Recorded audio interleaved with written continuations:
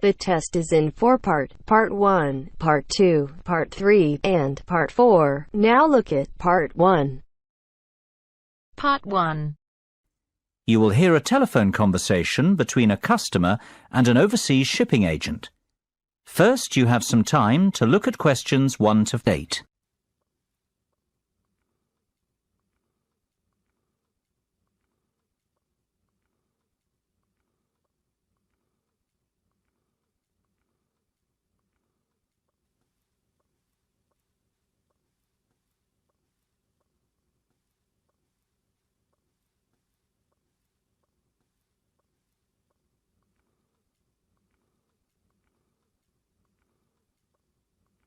You should answer the questions as you listen, because you will not hear the recording a second time.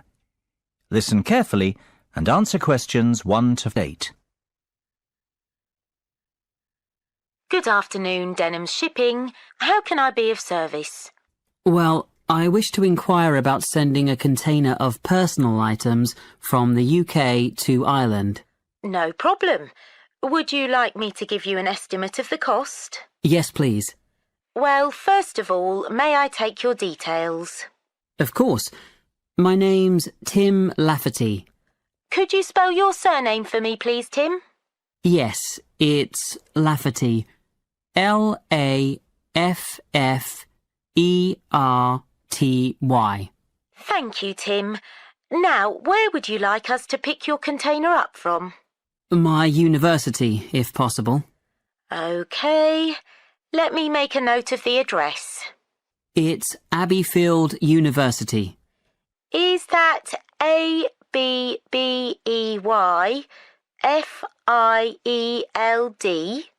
That's right. Park Street, Brighton. Perfect. And may I take down your postcode too? It's BR8 9P3. Great. Thank you, Tim. Have you the container's measurements? I do. It's approximately 2.5 metres long by 1.25 metres wide. I see. Quite a big one then. Indeed. And the height? I make it 1.20 centimetres deep. So that's 2.5 by 1.25 by 1.2. Right. And what will actually be in the box, Tim? Oh, mostly old uni books. OK. And some music albums. Anything else? Yes, a little bit of stationery. I see. And could you put an estimate on the value of the items? The books are quite valuable. They're worth around £1,800. The music albums, maybe half that, say £900. And you can put the stationery down as £300. Before listening to the rest of the conversation, you have some time to look at questions 9 and 10.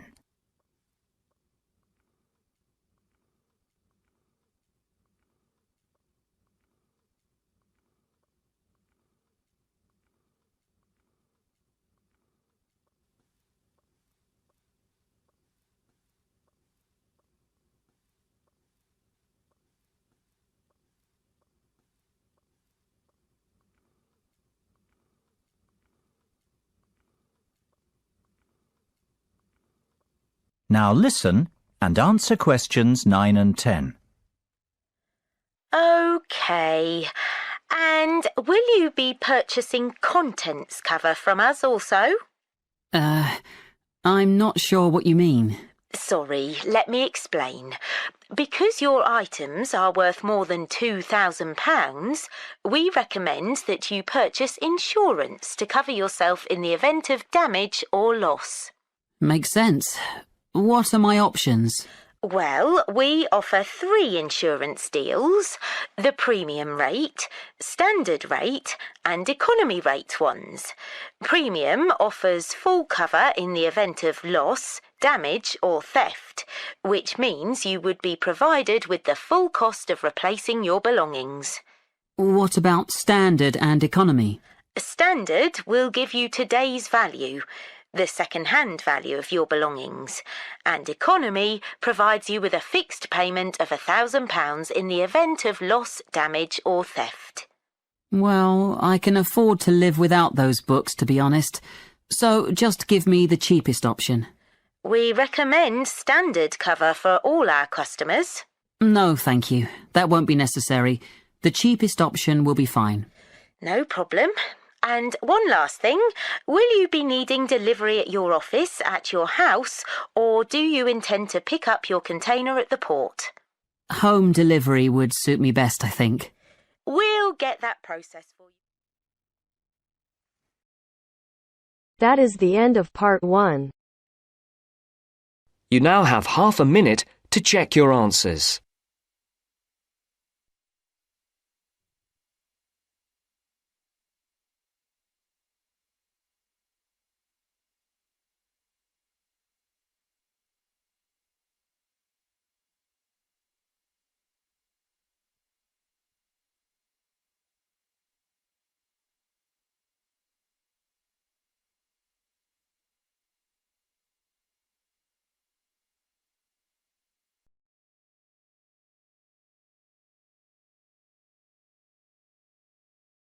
Now turns to part 2. Part 2. You will hear a discussion between 3 people in a university tutorial. In the first part of the discussion, they're talking about city traffic and the motor car. First, look at questions 11 to 14.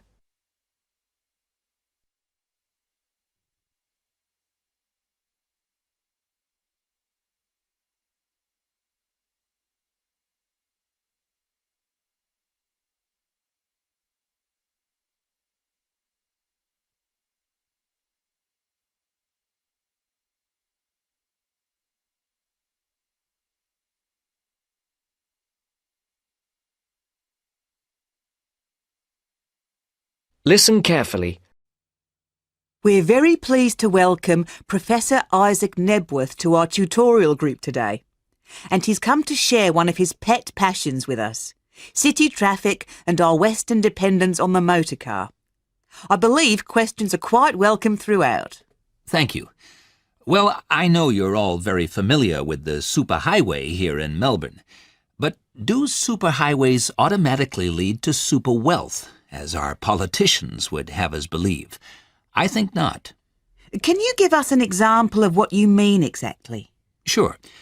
Well, by continuing to encourage this dependence on the motor car, we simply create more congestion and more urban sprawl. And you can see that here in Melbourne, right under your nose. Excuse me, I would just like to say that I feel the sprawl is part of the city. The freeways mean people can enjoy the benefits of living away from the centre on larger blocks with gardens, but still be able to drive back into the city centre for work or entertainment. Well, I'm not convinced that people want to do that. And is our money being well spent? It may be okay for you now, but come back to me in 5 years' time. Let's take CityLink, for example, the new freeway here in Melbourne. Well, I use the freeway all the time. I think it's great. Ah, yes, but it cost $2 billion to build, and you could have gotten 10 times the value by putting the money into public transport. If you give the automobile road space, it will fill that space, and you'll soon find you'll be crawling along your CityLink. But surely you cannot simply blame the car. Some of the blame must rest with governments and city planners. Well, there is an argument, surely, that building good roads is actually beneficial because most new cars these days are highly efficient. They use far less petrol than in the past, and emissions of dangerous gases are low. Old, congested roads, on the other hand, encourage traffic to move slowly, and it's the stationary cars that cause the pollution and smog, whereas good roads increase traffic speeds and thus the amount of time cars are actually on the roads. Well, this is the old argument put forward by the road lobby, but for me it's clear-cut. Roads equal cars, which equals smog. Public transport is the way to go. In the second part of the discussion, the professor talks about public transport in different cities. Before the broadcast continues, look at questions 15 to 20.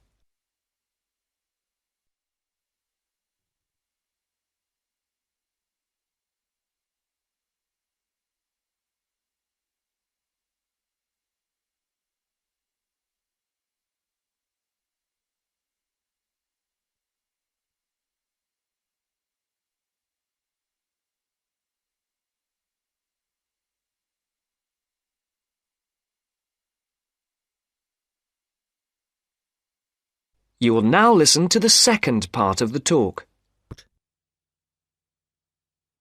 Now, on that topic of public transport, I read somewhere recently that Australia isn't doing too badly in the challenge to increase the use of public transport. Better than America, granted. But by comparison with Canada, it's not so good. For instance, if you compare Toronto with the U.S. metropolis of Detroit, only 160 kilometers away, in Detroit, only 1% of passenger travel is by public transport, whereas in Toronto it's 24%, which is considerably better than Sydney, which can only boast 16%. Well, I think it's encouraging that our least car-dependent city is actually our largest city. 16% of trips being taken on public transport in Sydney isn't too bad. But it's a long way behind Europe. Take both London and Paris, for instance, where 30% of all trips taken are on public transport. Well, they do both have an excellent underground system. And Frankfurt comes in higher still at 32%. I understand that they've been very successful in Copenhagen at ridding the city of the car. Can you tell us anything about that experiment? Yes, indeed. Copenhagen is a wonderful example of a city that has learned to live without the motor car. Back in the 1960s, they adopted a number of policies designed to draw people back into the city. For instance, they paid musicians and artists to perform in the streets. They also built cycle lanes, and now 30% of the inhabitants of Copenhagen use a bicycle to go to work. Sydney, by comparison, can only boast 1% of the population cycling to work. It could have something to do with all the hills? Then they banned cars from many parts of the city, and every year 3% of the city parking is removed. And by constantly reducing parking, they've created public spaces and clean air. Really? There are also freely available bicycles, which you can hire for practically nothing. And, of course, they have an excellent public transport system. Well, that's all very well for Copenhagen, but I'd just like to say that some cities are just too large for a decent public transport system to work well, particularly in areas with low population. Because if there aren't many people using the service, then they don't schedule enough buses or trains for that route. I accept that there's a vicious circle here, but people do need to support the system. And secondly, the whole process takes so long because usually you have to change. You know, from bus to train, that sort of thing. And that can be quite difficult. Ultimately, it's much easier to jump in your car. And often it turns out to be cheaper. Sure, but cheaper for whom? You or society? We have to work towards the ideal and not give in all the time because things are too difficult. Anyway, let's move on to some of the results of the survey, which I think you'll agree. That is the end of part 2. You now have half a minute to check your answers.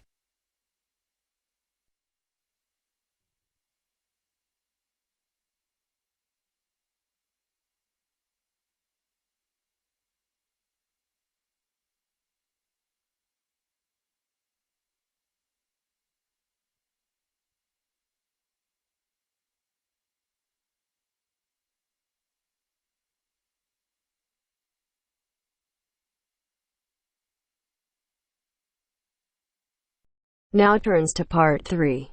Part 3. You will hear two students, Ramil and Kirsten, discussing presenting a paper at an architecture conference. You now have 30 seconds to read questions 21 to 28.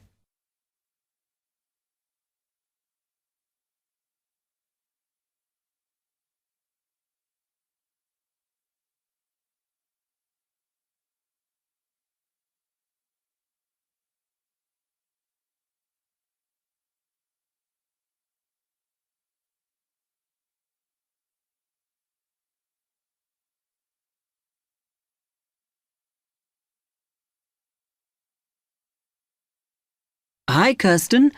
Have you heard about that architecture conference in Oxford at the end of the year? Yeah, I saw the leaflet on the notice board. As it's my final year, I ought to try giving a paper, but I've got no idea how to go about it. Oh, I think you should go for it. I did one last year. It's quite straightforward. First of all, you need to see what the conference themes are. You know, what topics they're covering. You can do that by looking it up on the website. You need to submit a paper that falls into one of the categories they give you. Oh, that may give me some ideas. Then, while you're doing that, you should also have a look at the information on how to submit your paper. The rules, if you like, such as the length. It's important you follow those. I see. And then I suppose the next stage is to start writing it up. I'd like to use it as an opportunity to propose some future work, but I understand it must be based on current work. Still, there's plenty to choose from. It makes sense to do something that I'm more familiar with. Yes, and the other thing is, when you've written it up, then go back and look at your data carefully and make certain that you've presented it in a format that is standard for your subject. Remember, people have to absorb information very quickly while they're listening. Don't make it too complicated. Okay, well, I reckon that'll take me about a month to get that sorted. Then the next thing I have to do, I guess, before I send it off to the conference organizer, is give the whole thing to the events officer so that he can look through it and see if it all makes sense and is okay. Yeah. Remember to warn him that it's en route so he can fit it into his schedule. Oh. Then you're done, really. All you have to do after that is to go through it and sort out any changes you need to make. Then finally, you can submit it. You can do that online. Phew, good. Then I just wait to hear, I suppose. How long does that take? It depends, but usually about 6 weeks. Oh. When you hear if your paper has been accepted, then at that stage, it's worth giving them a list of any technical things you need when you actually give the talk. A screen or video players or that sort of thing. Okay, but that's a long way off. And I know that if my paper is accepted, then at that stage, I have to give them a short text about myself and my academic background so that they can put it in the brochure. Famous at last. Yeah.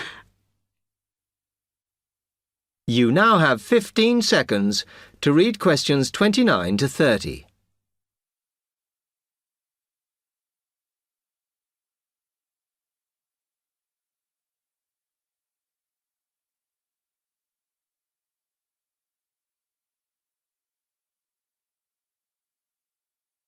Right, well, I've got to get a couple of things sorted if I'm going to get this paper completed. Have you got enough data? Possibly. I'd like to reinforce some of it, though, so I thought I'd send out some more questionnaires. I was looking at that thesis that Angela wrote last year, and she said you need a sample of over 100 to be sure of your results.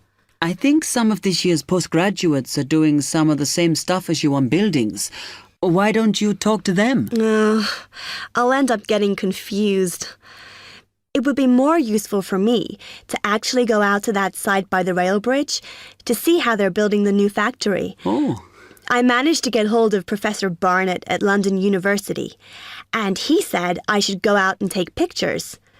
I'm pretty busy, but I'll have to make time. Anyway, what about you? What are your plans?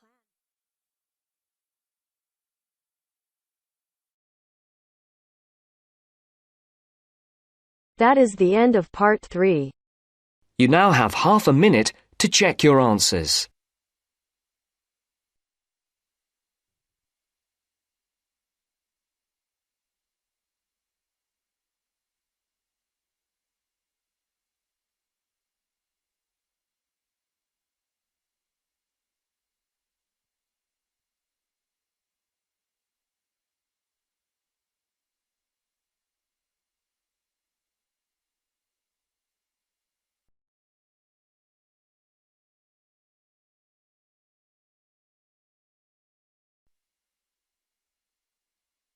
Now turns to Part 4. Part 4. A second session on interview skills. First, you have some time to look at questions 31 to 40.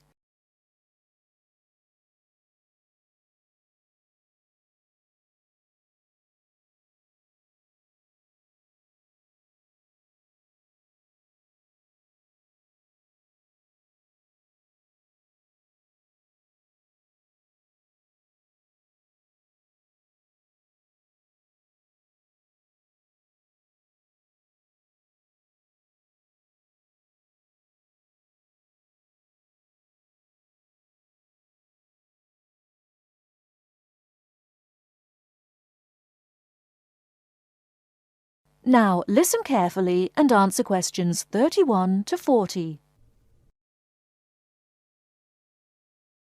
Hello there everyone, and welcome to our second session on interview skills. Now, we have already looked at what to say in the interview and what to wear. So let's consider non-verbal behaviour, or as it is more often called, body language. Believe it or not, research has shown that this is what makes the strongest impression on people we meet. Frequent eye contact is one aspect of body language which goes down very well with interviewers and creates a good impression. Looking at people means that you're sure of yourself and confident. In fact, one famous car company even makes a note of the level of eye contact candidates make during their recruitment process for this very reason. So it is very important to maintain eye contact, but be careful how you do it. Avoid staring, as this is a sign of hostility. But avoiding eye contact altogether and looking away or down is even worse. But the general message is maintain that eye contact. Believe me, the eyes have it. Now, along with eye contact, smiling is one of the other important non-verbal actions which say more to the interviewer than any answers you give. A good way to create a good impression during the first few minutes of your interview is to smile warmly when you meet the person or people who will be interviewing you. It shows them that you are relaxed.